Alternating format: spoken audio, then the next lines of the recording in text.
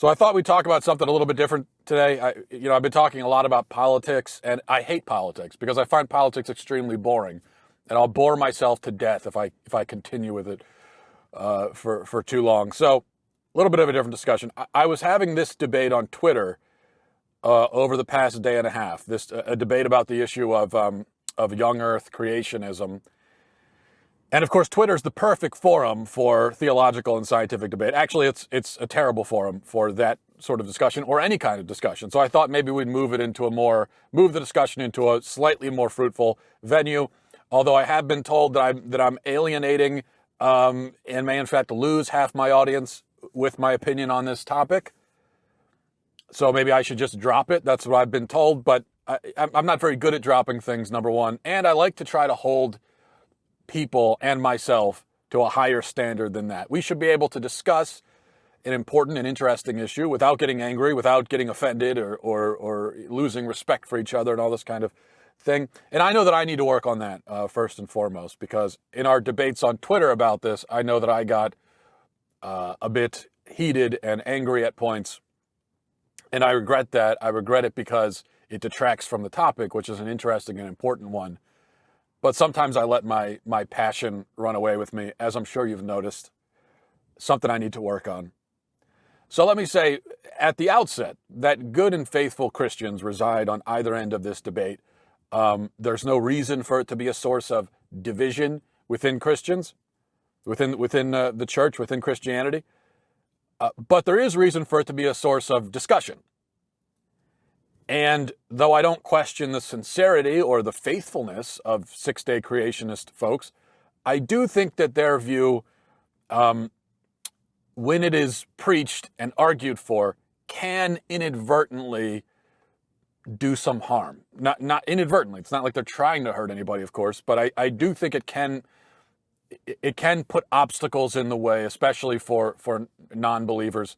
And I'll get to that. I'll explain why. But first, I want to explain why I'm not a Sixday Creationist, and then I'll talk about why the Sixday Creationist view is, in my opinion, counterproductive. So there's a lot to get to. We'll proceed. All right. First of all, just setting the stage here. When somebody asks me, and I get this question kind of frequently, someone says, "Do you take the whole Bible literally?" Right? I always find that to be a confusing question. Do you take the Bible literally? It's a very confusing question.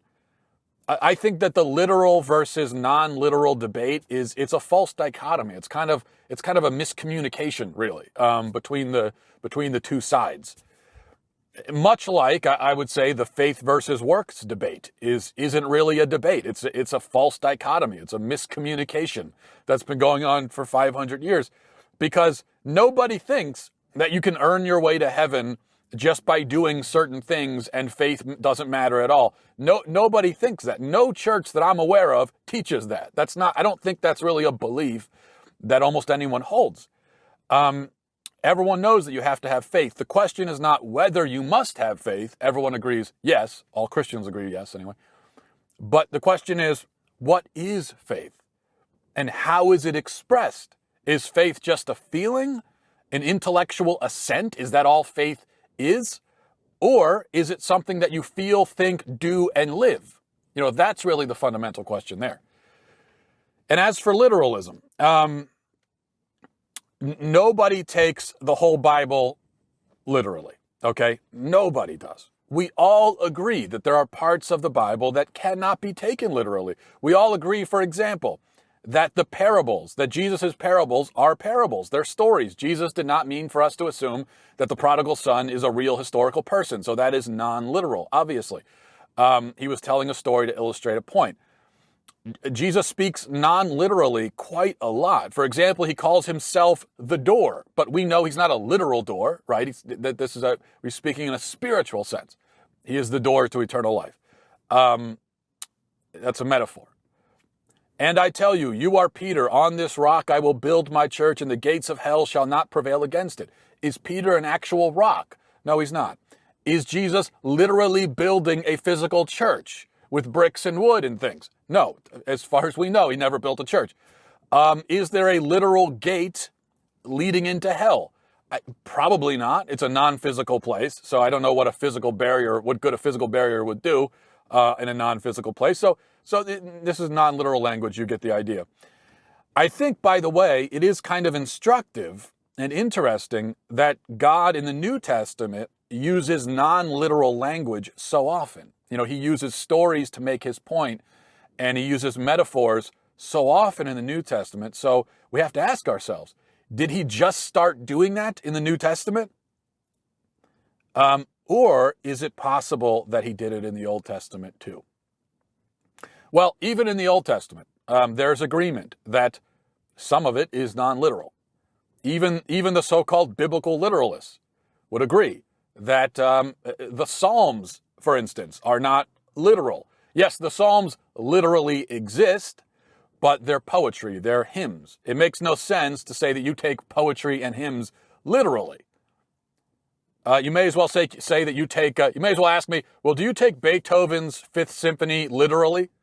Well, what does that mean? I take Beethoven literally. I think he literally existed. But a symphony is not a thing to be taken literally. It is outside of the literal, non-literal debate. The Song of Solomon, set me as a seal on your arm, for stern as death is love. Again, not literal. We're not talking about self-mutilation here, carving someone's name into your arm. That's not what we're talking about. Back to the New Testament, Revelation. I don't think very many people believe that Revelation gives us an exact literal account of what will transpire at the end of the world. There probably aren't going to be actual horses and lampstands coming out of the sky and so forth. This language is heavily metaphorical. I think we all basically agree with that. The point is that when you're reading the Bible, which is comprised of dozens of books written by dozens of different authors over hundreds of years, what you have to do is you have to first determine what genre each of the books belong to, because they don't all belong in the same genre. There are many different genres in the Bible. It's not one genre. The Psalms are not the same genre as the Gospels. The Gospels, what's the genre of Gospels? Well, that's easy enough. Biography, right? Paul's letters are in the epistle genre, which again is a genre that doesn't really belong in the literal versus non-literal discussion. St. Paul says many things literally, of course, but he also uses metaphor, simile, analogy, and so on. So then we get to Genesis. Now, again, we've already established that the Bible contains what we might call non-literal genres. Everyone agrees on that. And it also contains literal genres. So, such as the Gospels, for instance. So now we ask, what genre is Genesis? Is it meant to be read? Is it a science textbook? Is it meant to be read as a precise scientific account of the origins of the universe? Is that why Genesis is there? Is that what God wants us to take from it? Does he want us to study it like we study a science book? Of course, he wants us to study it, but is it to be studied as a science textbook? If you were to isolate Genesis and put it in a section of the bookstore by itself, would it be in the science section? Do you think that Genesis should or can be used as a reference for serious geological and cosmological study? Could a theoretical physicist kind of check his work by consulting the Bible? A historian who wants to know about Jesus will certainly consult the Gospels. The Gospels and the epistles are essentially the only first-hand accounts that he can consult. So the Gospels are historical documents. But a cosmologist who's trying to figure out what's going on with the universe will probably not look at the creation story in Genesis, because Genesis is not a cosmological resource. It is a theological resource. It's not going to be in the science section. It belongs in the theology section. It is a theological work, not a scientific one, which isn't to say that it's false. It is still 100% true. It is still the Word of God, but the truth that it contains is a transcendent, timeless truth. So it's true, but you have to know how to read it. Okay. Now, there are many Christians who insist that Genesis describes a literal six-day creation, okay? And literal 6-day creation, as in a literal 24-hour day, 6 days in a week. And they cite as their proof the fact that it says day. That's pretty much it. That's all the evidence is the word day. And the word day is in there. The word day does exist. And the word day is true. No one is saying, or at least I'm not saying, that the word day is a falsehood or that it's a lie. It's not. But are we talking about a 24-hour Earth day or some sort of other kind of day?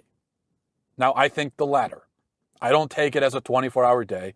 And so I'm agreeing with many of the great doctors and fathers of the church, Justin Martyr, Clement of Alexandria, Augustine, many of the great current apologists and theologians like William Lane Craig and John Lennox, Bishop Barron, along with, by the way, my favorite 19th and 20th century apologists like C.S. Lewis and John Henry Newman. None of them were or are avowed Sixday Creationists. And a great many of the great teachers and thinkers of Christianity have from the beginning held that Genesis is not entirely literal. Which is really, I think, interesting that you had so many Christians who came to this conclusion before there was modern science to, in my view, basically prove that it was not a 24-hour, 24-hour periods. So I agree with all of them, and I feel very safe in their company, and I'll explain why. First, let's look at what happens on day 4. Let's start with day 4. Let me jump ahead for a minute, and we'll circle back. But day 4. Then God said, "Let lights appear in the sky to separate day from night and to show the time when days, years, and religious festivals begin. They will shine in the sky to give light to the earth." And it was done. So God made the 2 larger lights, the sun to rule over the day and the moon to rule over the night. He also made the stars. He placed the lights in the sky to shine on the earth, to rule over the day and night, and to separate light from darkness. And God was pleased with what he saw. Evening passed and morning came. That was the 4th day. So the sun just came onto the scene. The sun was just created on day 4. All of the stars, trillions and trillions of stars, all made on day 4. Yet God said, "Let there be light" on day 1. He said, "Let there be light" before there was any source of physical light. So the light of day 1 is not a physical light. It is not a light in the way that we think of it. There is no sun. There are no stars. There is no moon. There isn't a formed earth yet. The earth is formless on day 1. It is formless and void, we're told on day 1. Does it make sense to assume that we're talking about a 24-hour Earth day when the Earth is a formless void and there is no sun? Why should we think that? What's the reason? Imagine yourself standing or floating, I guess, in the midst of a shapeless, formless mass with no sun or moon or stars in the sky. What is a day in that context? I mean, it could be a 24-hour period, I guess, but there's no reason at all to assume that.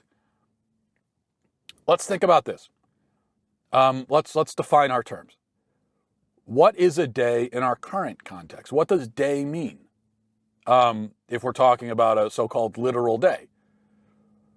If we're referring to, the calendar, when we say day, well, what we mean is a day is when the Earth, as it orbits the sun, makes one full rotation on its axis, thus causing the sun to, from our perspective, rise and set.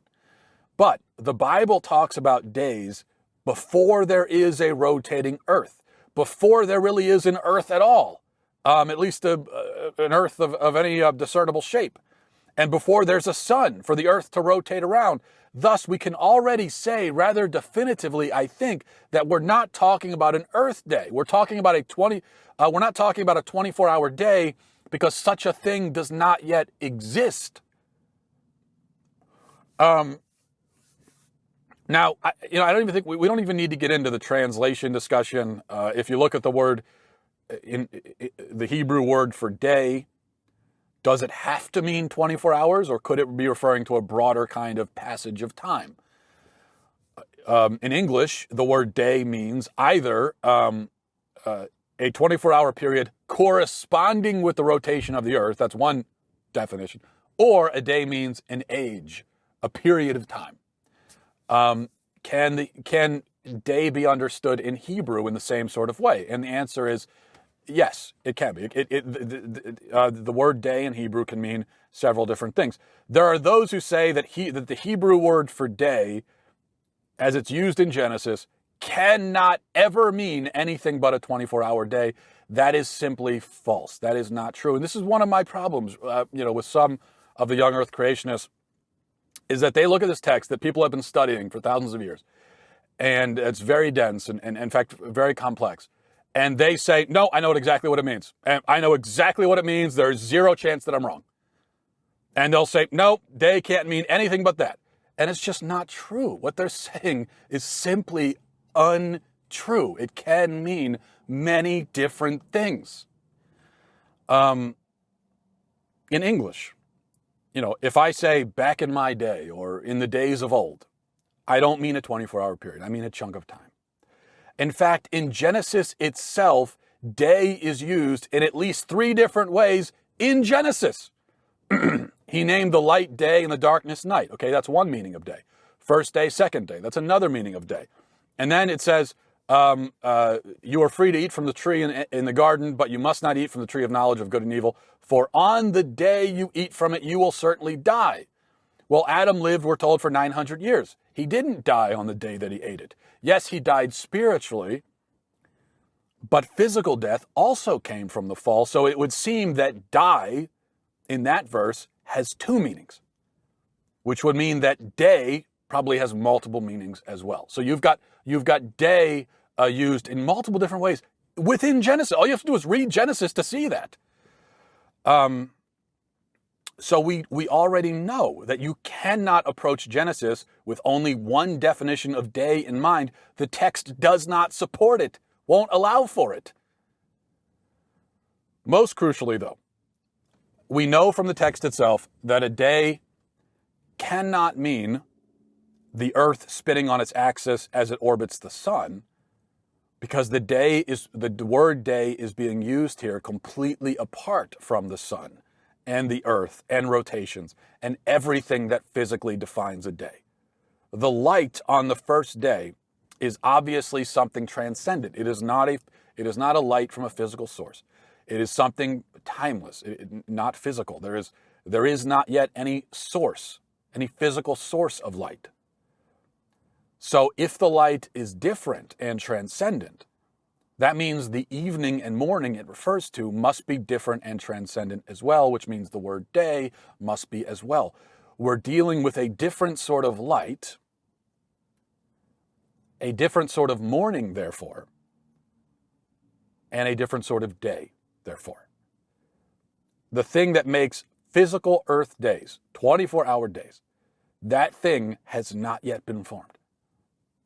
Augustine thought that the light and darkness on the first day describes the angels and demons as the light is separated from the dark, just as the rebellious angels are separated from the loyal ones. That's how he interpreted that. I'm not sure if that's true, but the point is that many great minds in the church from the beginning have recognized that we're dealing with something bigger, deeper, vaster than literal days and nights. Young Earth Creationists like to say that or think that theirs is the traditional view, but and the most orthodox view, but it's not necessarily.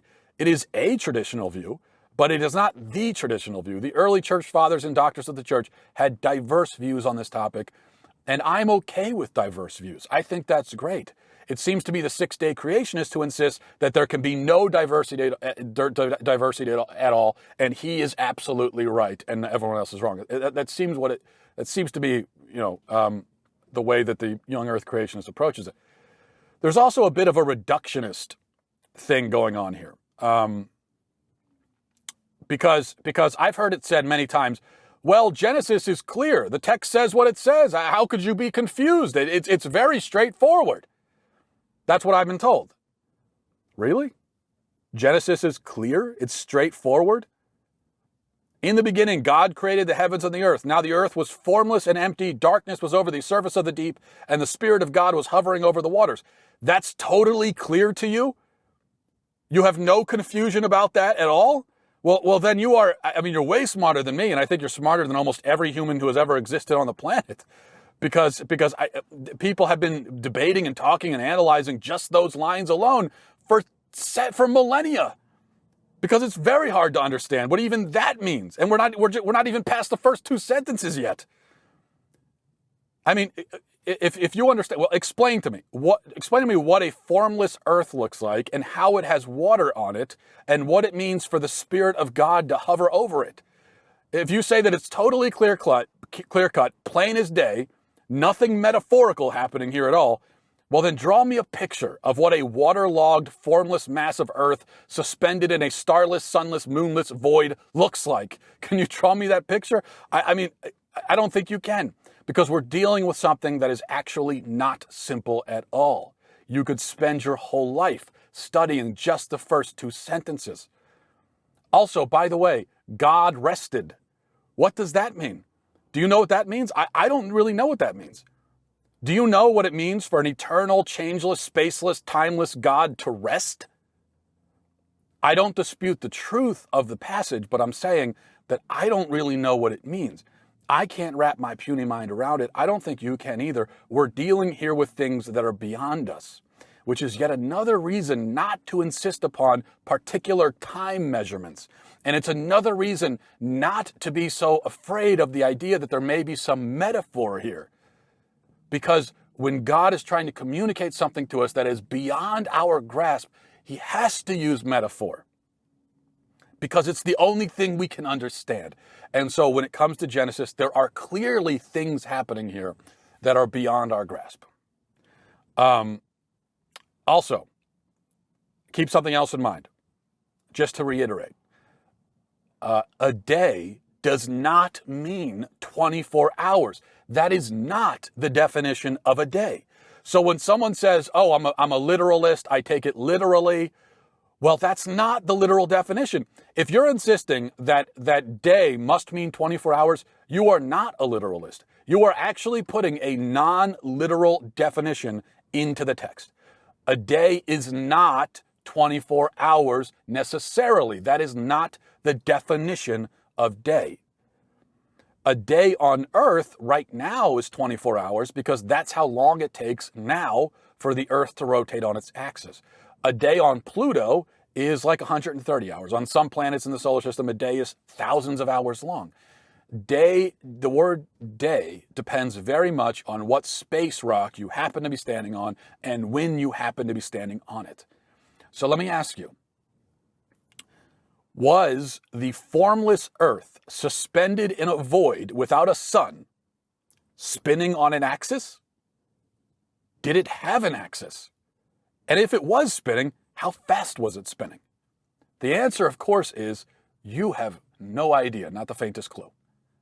Which means you have not the faintest clue how long a day was in that context. If you're saying it must have been a day as we think of it, then what you're saying, the definition of day, is rotating on an axis. Which means that you are saying that you know 100% that a formless, shapeless earth suspended in a void with a transcendent, non-physical, spiritual light shining upon it must have absolutely been spinning and taken 24 hours to complete its rotation. I just don't know how anyone could ever say that. And to me, it's such an odd thing to insist upon, absolutely.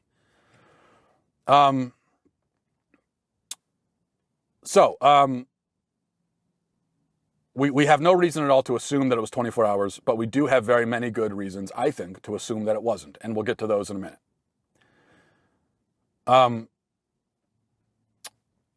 Remember,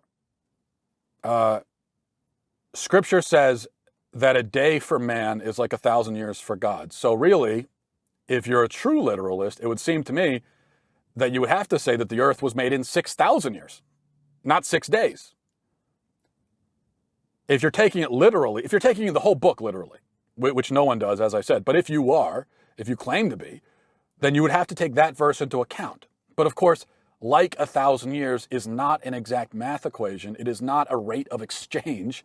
It's just it's metaphorical language meant to convey the point that when God says he did something in a day, it doesn't mean a day the way we think of it. A day for him is not a day for us. By the way, Isaiah 40:22. He sits enthroned above the circle of the earth, and its people are like grasshoppers. He stretches out the heavens like a canopy and spreads them out like a tent to live in. Here we are told that the earth is a circle. Circles are flat. We're told that God is above it, enthroned. So again, must we take this as literal? Must we believe that NASA is lying to us and that actually God is up literally in the sky hanging out next to the satellites? Must we believe that the earth is flat, like people used to believe? The Bible also speaks frequently of the ends of the earth. That's one of the reasons the people that used to believe in the flat earth, they would point to those verses and they would say, ends of the earth. Apparently the earth has an end, but a sphere has no end. So we don't take it literally. Psalm 104, he set the earth on its foundation, it can never be moved. Must we take this literally and believe that the earth does not move? Science tells us that the earth is hurtling through space at incomprehensible speeds. It's constantly moving, rotating, spinning, orbiting. Even the ground itself, the plates are moving. Everything is moving. Everything on earth is constantly in motion. Must we deny all of that science for the sake of taking it literally?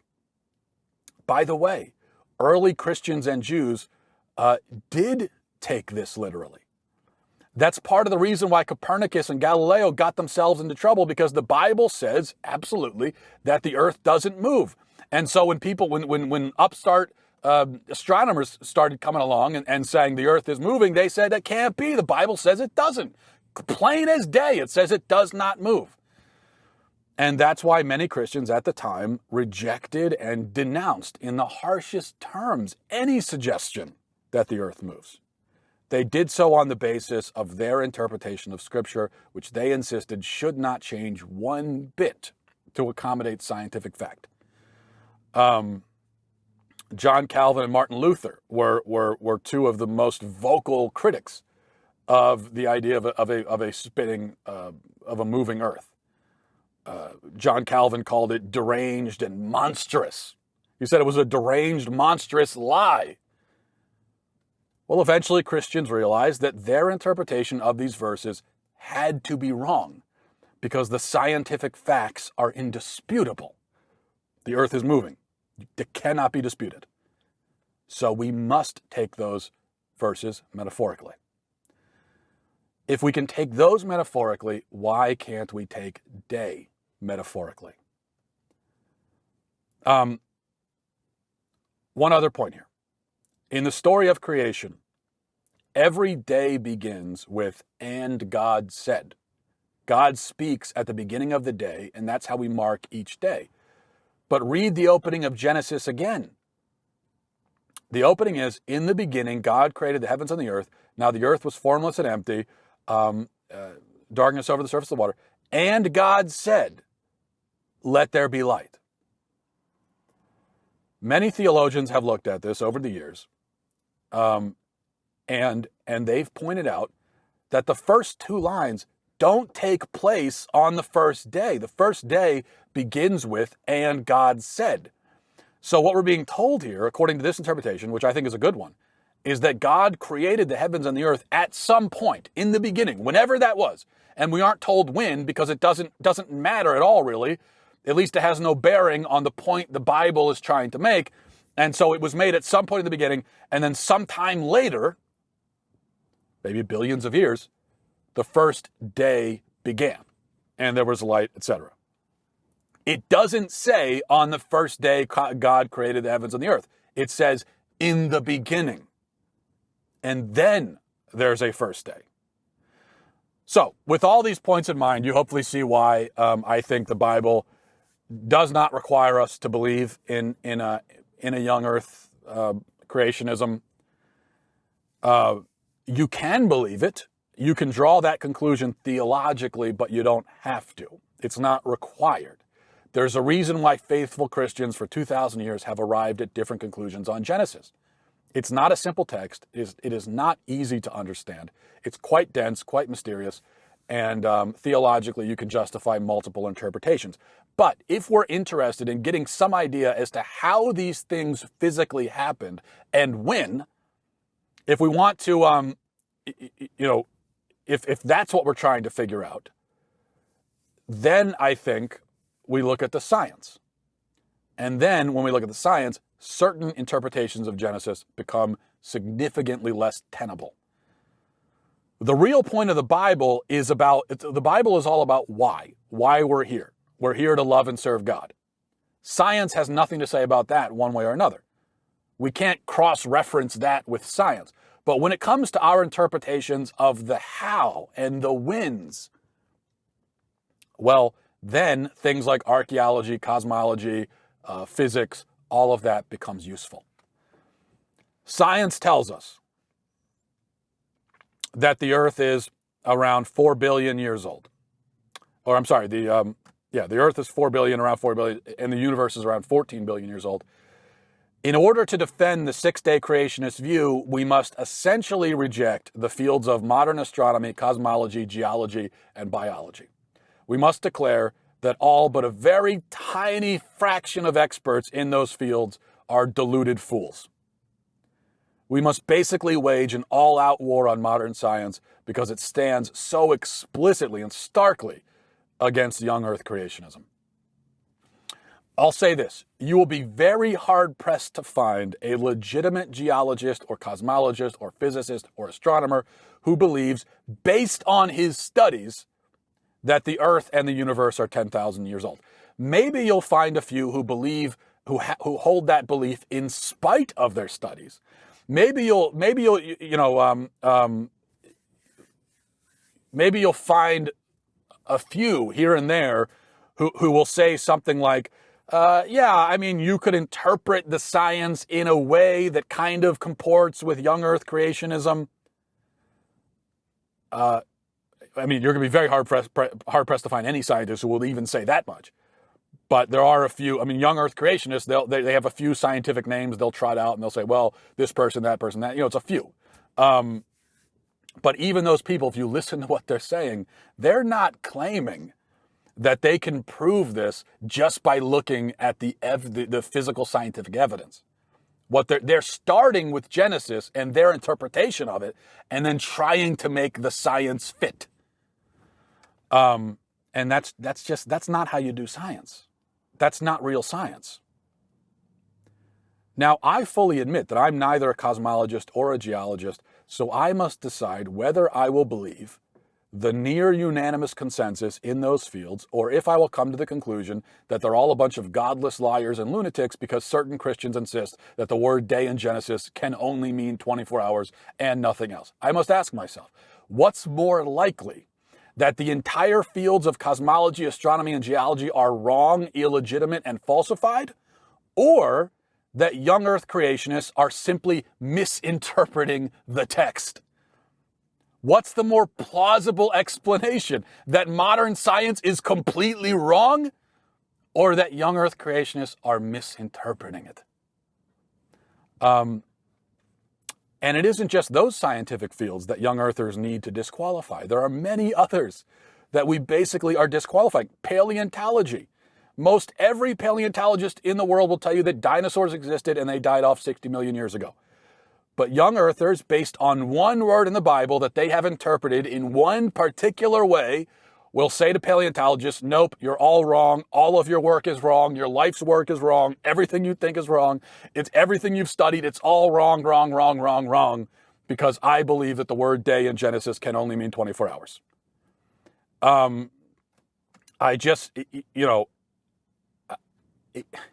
It doesn't make any sense.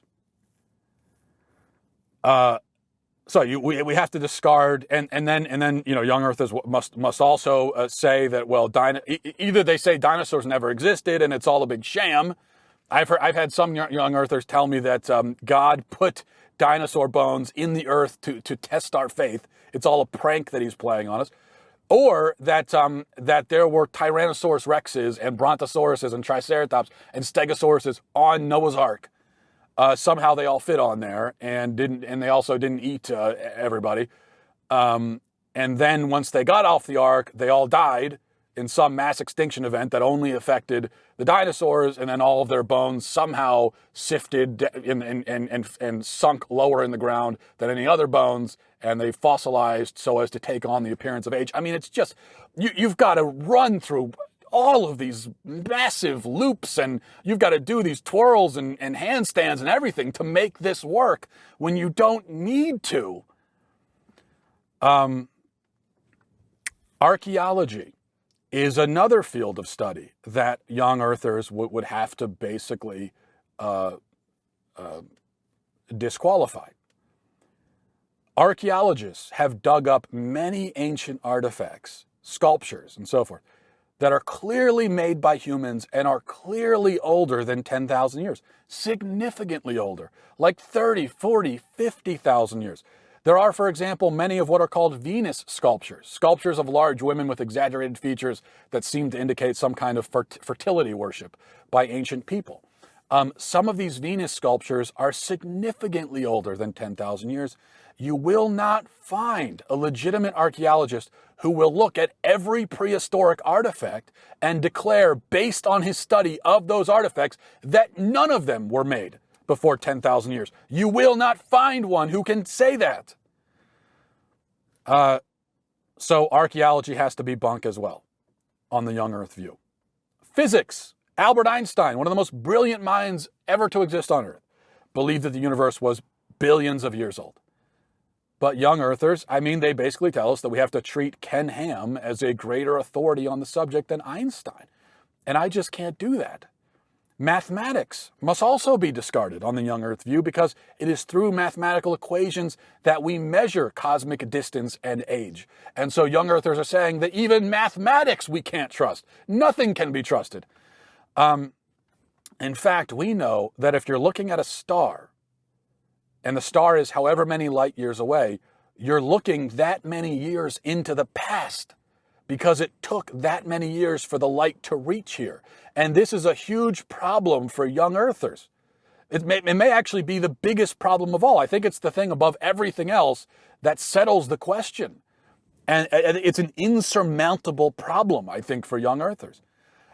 Any stars that we have located, which are over 10,000 light years from us, would seem to prove beyond a shadow of a doubt that the universe is older than 10,000 years. Otherwise, we wouldn't be able to see them because the light wouldn't have gotten to us yet. You see? The Hubble Space Telescope recently located a star 9 billion light years away, which is to say that it looked 9 billion years into the past, which is incredible. You know, they say we can't look into the past, we don't have a time machine. We do. And go outside at night and look up in the sky. You're in a time machine. You're looking at the past. All of those stars, you're looking at what the stars looked like thousands or millions of years ago. So, I think that's a rather insurmountable problem. Here's the thing. To prove young Earth creationism, you need to do a whole lot more than just quibble with the methodology of some of these disciplines. You need to do more than say, well, maybe carbon dating isn't accurate. You certainly need to do more than show me a couple of vague, ambiguous stains on a cave wall somewhere that you say must be paintings of dinosaurs and therefore must, on their own, upend the entire fossil record. No, that's not nearly enough. It's not even close. You need to provide evidence that these fields of study are fundamentally wrong about everything, because that's what you claim. But before you set out to prove that, which I don't think you can, I would ask you to think twice. Because there are two difficulties that I think should give us pause before we go around preaching the young Earth view. Difficulties, theological difficulties, I guess you would say. First of all, the argument as I've heard it, or one of the most prominent arguments or explanations for young Earth, is that God made the Earth and the universe to look old. And he made, I suppose, and he put fossils in the ground that look old. and he arranged all the mathematical equations and physics and everything, that they would give us false information about the world. And he created light beams that were already in motion on the way to us, so as to give the impression that the stars are much older than they really are. God, by this view, is deceiving us. You're saying that God is playing games. He's tricking us. Rather than science being a method by which God reveals more about his own creation, science becomes a method by which God confounds and confuses and obscures. So apart from how this view degrades science, the bigger issue is how it degrades God, because it gives us a God who deceives and who doesn't want us to know things and who tricks us. It gives us this kind of petty pagan God, not the true God, not the God of truth, not the God of light, not the God who reveals more and more of himself and this world to us as we search and explore. This gives us a God who wants us to be in the dark and demands that we never look outside the pages of the Bible to learn anything. I think that God is much bigger than that and much more honest. Second point, according to this view, modern science isn't just wrong, it is useless. Geologists can't tell us anything about the earth. Cosmologists can't tell us anything about the universe. Archaeologists can't tell us anything about the past. And if that's the case, then you have set up science and faith as two competing things. You have taken an adversarial approach to science. And this is a huge stumbling block for people, a serious stumbling block. Because when you make someone choose between science or an ancient religious text, when you tell them that only one or the other can be true, many will choose the other. If you say, to be a Christian, you must reject all of modern science, and if your listener believes you, he is likely to respond, well, then I can't be a Christian, because Christianity must just be another primitive, anti-science, anti-knowledge, ignorant superstition like all the rest. But Christianity is not an ignorant superstition. And you don't need to choose between the two. And you don't need to disbelieve your own eyes in order to believe the Bible. You don't need to do that. There is no reason to set up this competition between science and the Bible. They can all work together. And much of the time, they're doing different things. And they're doing things that are not in competition. The Bible is telling us why. That is the fundamental message of the Bible. And science is telling us, how and when, and to some extent, what. This can all work together so that a person can read the Bible and be spiritually nourished and learn quite a bit. And then they can go into science and they can learn even more about this wonderful creation that God has given us. And even more than that, God reveals himself. Rather than treating science like it's some sort of black magic, really, we should see that science is a form of revelation. It's God revealing things to us. It's what it means to reveal. Things are being revealed to us through science about the nature of the earth and how God goes about creating things. And that's a wonderful thing. So, this was a long one. That's why I'm not a Young Earth Creationist. And it's why I think this view can have the effect of discrediting Christianity and creating very unnecessary stumbling blocks. So I hope that you'll take that into consideration. Thanks for watching. Thanks for listening. Godspeed.